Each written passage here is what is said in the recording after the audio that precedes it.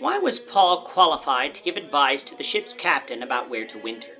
This is the question that we seek to answer today as we continue our verse-by-verse study of the book of Acts on walking through the Bible.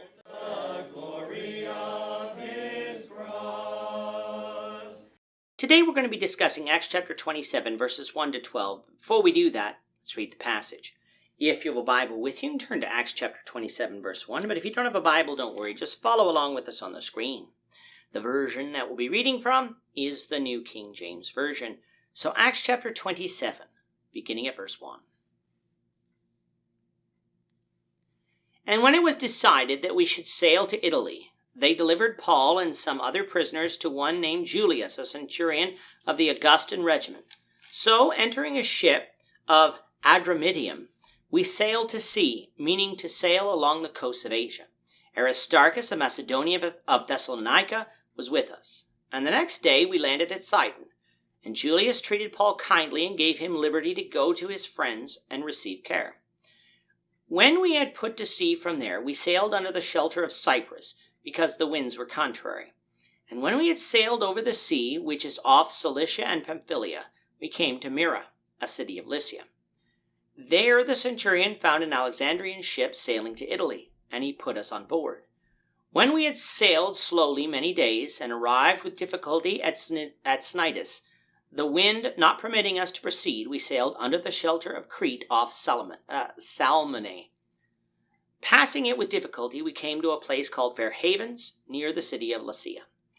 Now when much time had been spent, and sailing was now dangerous because the fast was already over, Paul advised them, saying, Men, I perceive that this voyage will end with disaster and much loss, not only of the cargo and ship, but also our lives. Nevertheless, the centurion was more persuaded by the helmsman and the owner of the ship than by the things spoken by Paul. And because the harbor was not suitable to winter in, the majority advised to set sail from there also, if by any means they could reach Phoenix, a harbor of Crete opening towards the southwest and northwest, and winter there. Paul had been in Roman custody for 2 years. He was arrested in Jerusalem, transferred to Caesarea, tried before Felix, acquitted, but held anyway due to Felix's corruption. Then he appealed to Rome when Festus, the man who replaced Felix, didn't look like he would handle his case justly. Before sending him to Rome, though, Festus called for Agrippa, who had been given authority over Galilee, to come and hear Paul's case with him so that perhaps a charge could be sent to Nero when Paul was sent. After hearing his case, Festus rejected Paul's preaching as madness, while Agrippa was almost persuaded to be a Christian. Almost, but lost. However, neither found Paul guilty of a crime, but because Paul had appealed to Caesar, he couldn't be set free, but would have to go to Rome. Coming to chapter 27, we begin to see that voyage to Rome. Paul was going to be placed under the charge of a man named Julius, a centurion of the Augustan regiment. But Paul wasn't going to be the only one traveling. There were some other prisoners being sent by Festus as well. One of these prisoners is Aristarchus, a man who accompanied Paul from Asia to Jerusalem back in Acts 20. The way we can know that Aristarchus was a prisoner and not just a voyager was because in Colossians 4 verse 10, a book written while Paul was prisoner in Rome, there he describes Aristarchus as a prisoner with him. From the pronoun we can also know that Luke is on board the ship. Recall, Luke traveled with Paul to Jerusalem back in chapter 20 and 21, and it is thus likely that Luke has been with Paul these past 2 years, giving us a possible reason that Paul's defenses were so vividly described to us here in Acts under the direction of the Holy Spirit by Luke. The ships that Paul was traveling on weren't prison ships, though. They were merchant ships that also carried some prisoners. This is why Paul would stop in many places on his way to Rome, for the ships would have to unload and load its cargo. An example of what a typical Roman merchant ship would look like that would travel along the coast at that time is now on the screen. The ship they set sail from Caesarea on was from Adramyttium, a city located in western Turkey today, not far from Assos and Mytilene, cities we saw Paul travel to back in Acts 20. Traveling from Caesarea, they first came to Sidon, further up the coast in Palestine, before sailing west to Asia Minor.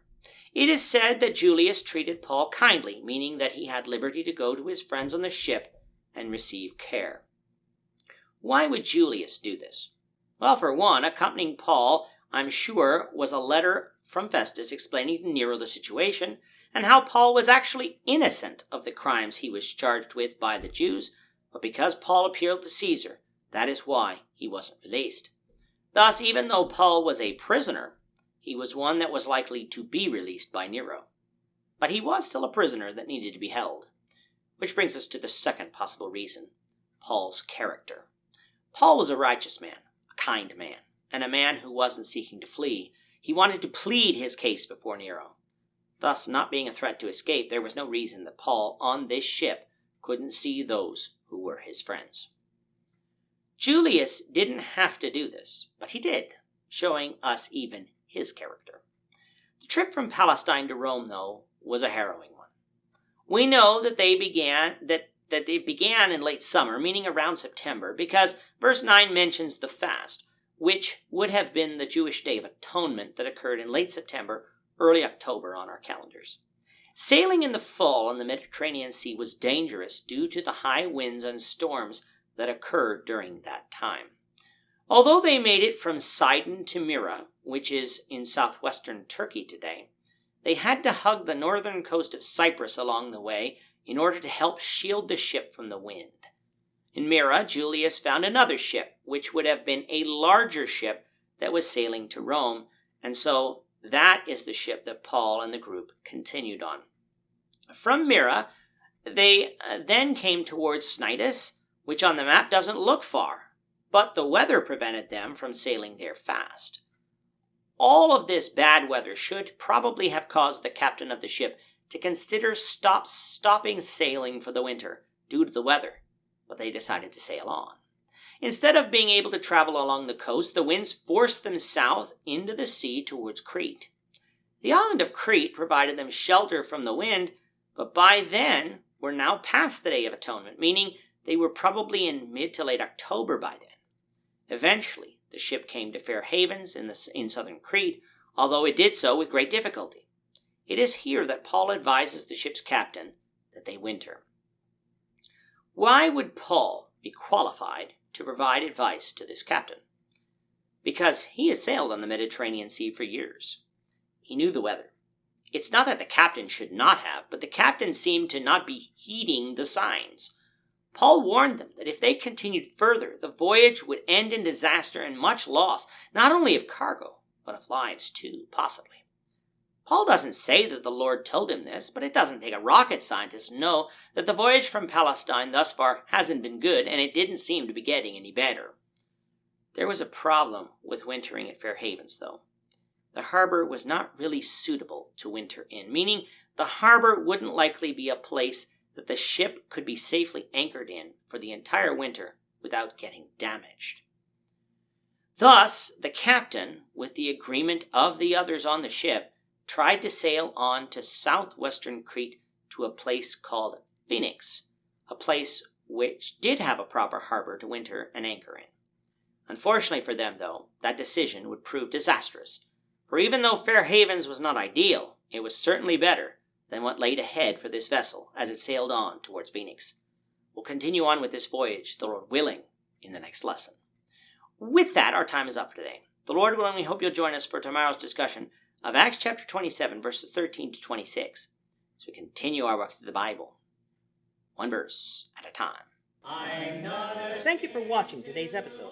We hope that you found it edifying and ask that you not only subscribe to our channel and podcast, but that you like and share this episode among your friends, so that the saving gospel of Jesus Christ can go out to the whole world.